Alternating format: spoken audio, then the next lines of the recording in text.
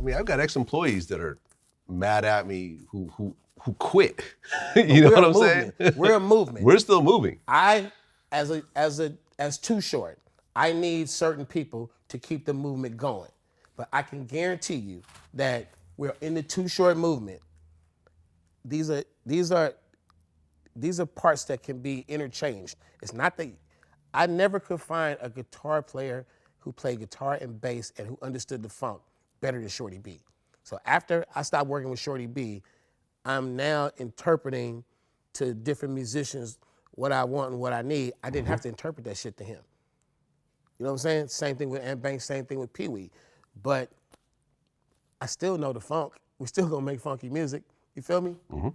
And I think that in our different groups, whoever we gravitate towards, who's the light is shining on, and we all collectively make this person dope as fuck, no matter what artist I'm talking about, if we're all writing and we're all picking the beats and we're all, vibing on the mixes and agreeing that this is the shit and getting it together, we do realize that the one that we pushed up front, the guy who's shining, that's the machine. That's our, you know what I'm saying? We the parts that make the machine work.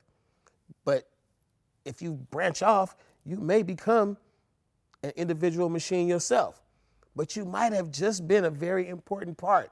You might not have actually been a machine yourself that you could run the fucking, a lot of branching off is supposed to happen. And it goes bigger, but a lot of times you fucking break loose from the fucking machine and here they go.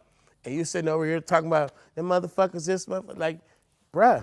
Well, right, because since our last interview, I feel like there's been a disproportionate number of tragedies in hip hop. Pop Smoke got killed. Murders and just dropping dead type shit. It's just, we losing historical numbers. Right. Up and coming rappers. Right. Losing them left and right. Pop Smoke got killed. Me and him were on the phone 2 days before planning an interview that next week. Young baller, 20 years old, balling. Yeah. What the fuck? FBG Duck, I'd interviewed him twice. He got killed in the middle of the Rodeo Drive of Chicago in broad daylight in front of hundreds of people. I didn't know the location. Yeah. Mo 3 got shot. And killed. And Yellow Beezy didn't die, but they hit him 8 times. He got shot up.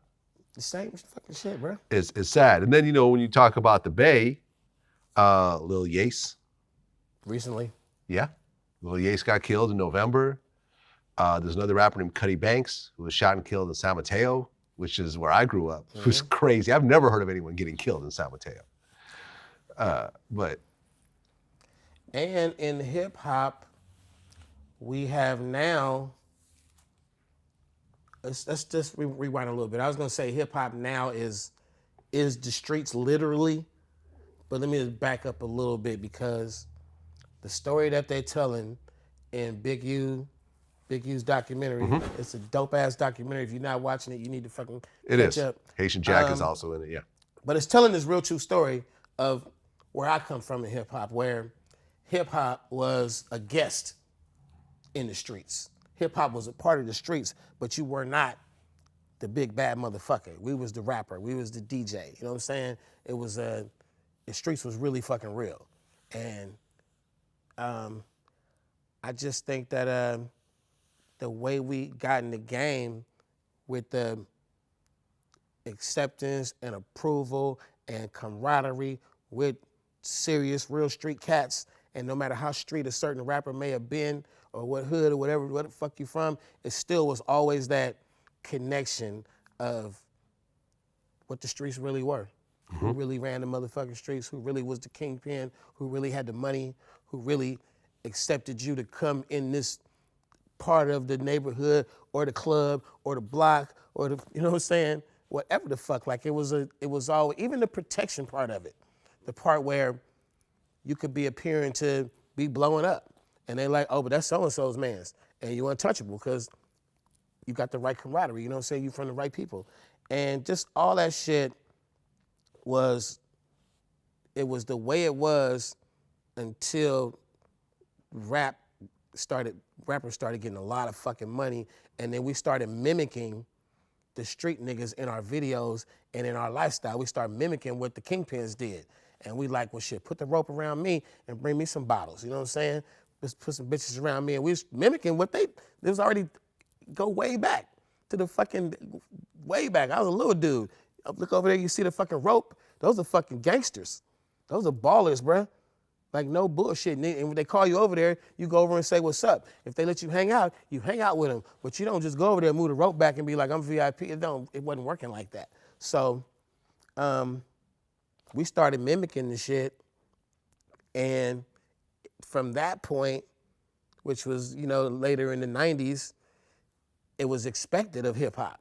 It's expected of a rapper to get to a certain stature, get your entourage, make it look real G, pop the bottles at the club, throw the money at the strip club. You know what I'm saying? You're supposed to do kingpin things.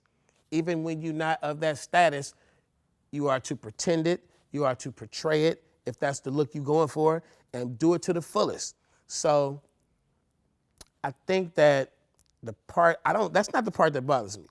I love that part. I love the baller part. The part that bothered me when I started seeing motherfuckers just wake up on a random Tuesday and be like, man, fuck so-and-so and them.